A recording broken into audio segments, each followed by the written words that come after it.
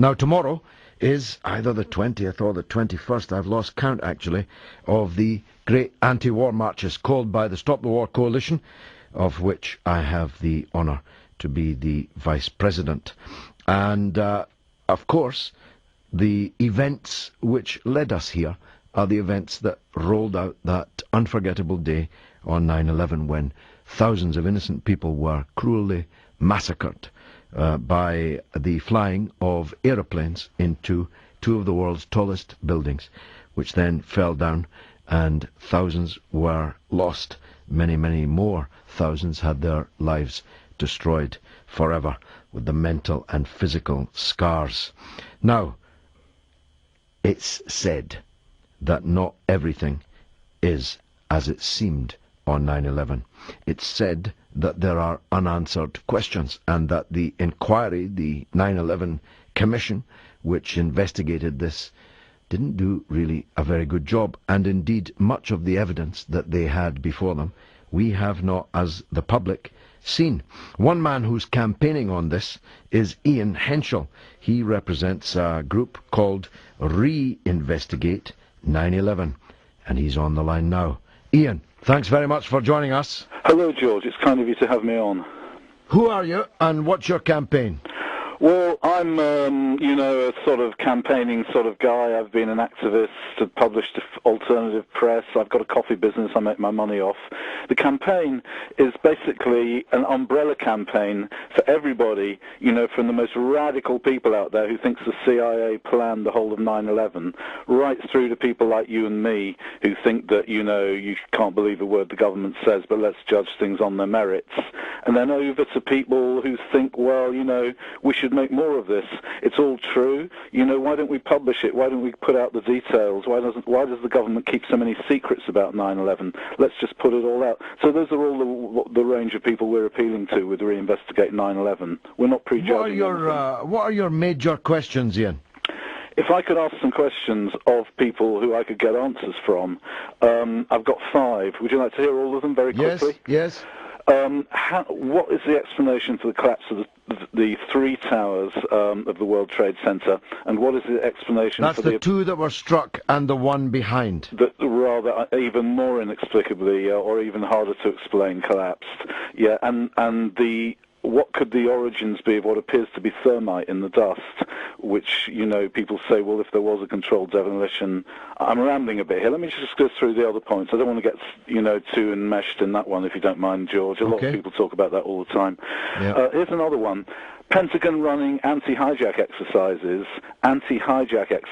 at the exact same time the hijacks went off.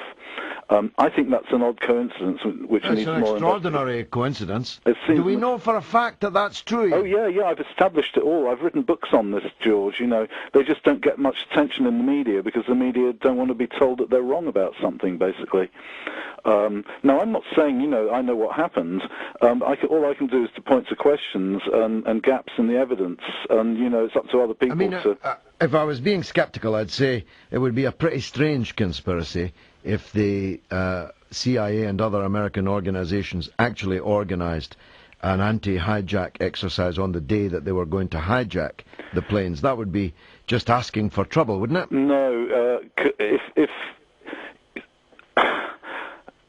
basically, if you did want to, I'm not saying this is what happened, George, but if, for instance, you did want to carry out a sort of coup, pretending to be hijackers, then in case something went wrong, you would need a cover story, and the cover story would be, this was an experiment of ours that somehow went wrong. Maybe we hired some actors as hijackers, and then the rogue actors took it over. Do you know what I mean? It's all about confusion and smoke, and it's called smoke and mirrors in the trade, isn't it?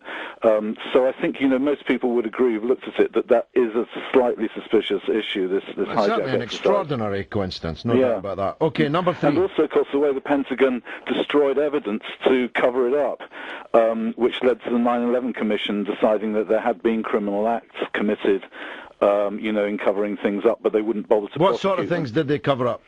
They erased the tapes, because everybody was saying at the time, why didn't the planes scramble? Not necessarily shoot down the hijacked planes, but why didn't they even intercept them, which is what they should have done? Well, this would explain it. The hijack exercise, maybe it caused a lot of confusion, and maybe for some reason they do seem to have wanted to cover that up for some reason, because they wiped some tapes, and the 9/11 Commission went and got the tapes and erased and recreated them got specialist company in, and it turned out that yes, the anti-hijack exercise had been going on, and it had interfered with the response. I think that's a fantastic story, that the mass media for some reason won't touch. Now, my next point would be the role of the CIA in it. Several different FBI offices all said, we were stopped from investigating these hijackers. We would have been able to stop this plot, but, we were stopped. We were banned from doing it. And now we've had a guy who was on secondment to the CIA saying, I was from the FBI. The CIA wouldn't let me tell my colleagues about this. Who is this? I've got his name on my website, George, but he's one of the key whistleblowers, in my opinion. I don't think he's saying the CIA were necessarily conspiring to murder anybody. He's just saying that dodgy things were going on.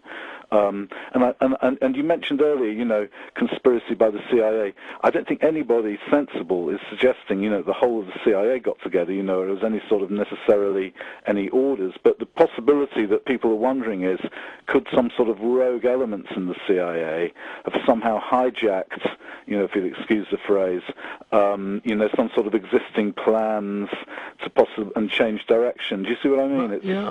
Well, of course, I understand the language that you're using, but isn't the $64,000 question how any conspirators managed to persuade so many people to fly themselves and everyone else on the plane to their deaths in pursuit of this conspiracy?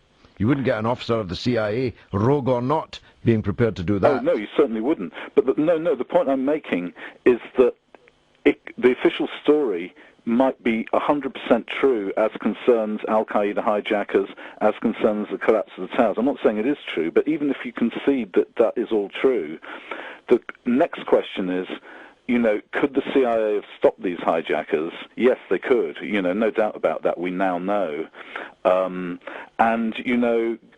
Why didn't they? And at that point, could there have been some rogue agents? This is just one scenario we're getting into here, George. Yes. As I said, we're a broad coalition. We're just pointing to questions and possibilities. And what you want to do is have this issue reopened. Do you have any support in Parliament at all? Minuscule. I mean, they're all scared of the intelligence services, as far as I can see, and the media. As you found out, George, the hard way. I think a lot of them are thinking, well, I don't want to go the way of George Galloway and basically end up, being too much of a problem for the establishment. I think that's one element that sort of puts a brake on it, and So your chances of getting the Chilcot inquiry to take this on board must be slim, no? I think they're slim, but I think they're actually, I wouldn't totally rule it out. They have deigned to respond to our correspondence, and we think we've got them into a legal complete knot. The Chilcot was saying that they will not ask any questions about 9/11. Not, like whether there are any conspiracies, but even questions like, did Tony Blair have an independent investigation? This is our question to Chilcot. This is what we're asking people to contact Chilcot over. And it's very easy to contact Chilcot, by the way. You just go to their website, IraqInquiry.org.uk. And, what we're asking them to do, we'd like them to do a lot more than this, but at the very least, when Tony Blair decided to commit himself to America after 9/11, did he order any sort of an independent investigation into what the official story then was? And what I'd just like to remind everyone is the official story then was Al-Qaeda as such a terribly vast, powerful, schmersh-like, remember James Bond, organization, billions and billions of dollars, thousands and thousands of militants, trained pilots, blah, blah, blah, blah. Because they're so vast and terrifying, we have to go to Afghanistan to defeat them. Whereas now we know that really it was pretty much a fluke. This is according to the official story now, George, as it's evolved in Washington. It was pretty much a lucky fluke due to the incompetence of the CIA and the incompetence of the FBI that these guys got anywhere near any plane. No such sophisticated, diabolical act has been able to be carried out by them since. Correct. Their crimes that they have motivated since have been the lowest grade terrorist operations against the softest possible targets on trains and buses. Totally. Now, nobody would have said that at the time. They would have said, oh, you know, the risk is if we don't go into Afghanistan straight away, you know, it's going to be a nuclear bomb next, you know, the hysteria, the panic, you know. And so, you know, people who are sort of watchers of the CIA, you know, they're thinking, you know, 9/11's beginning to look a bit like a sort of tulip revolution or, you know, one of these other things that turns out to be sort of, you know, have their fingerprints on in some way. Just, you know. Okay. You see what I mean? Look, Ian, you didn't persuade me, but I'm in favour of reinvestigating 9/11. Yeah, that's of course, all I wanted because to persuade you of, George. I do think there are unanswered questions. Yeah. Thanks for your time, my friend. That's Ian Henschel, campaigner and one of the leaders of Reinvestigate 9/11. They're asking people to contact their MPs or to write to the iraqinquiry.org.uk to ask the Chilcot Inquiry to look further into the events of 9/11.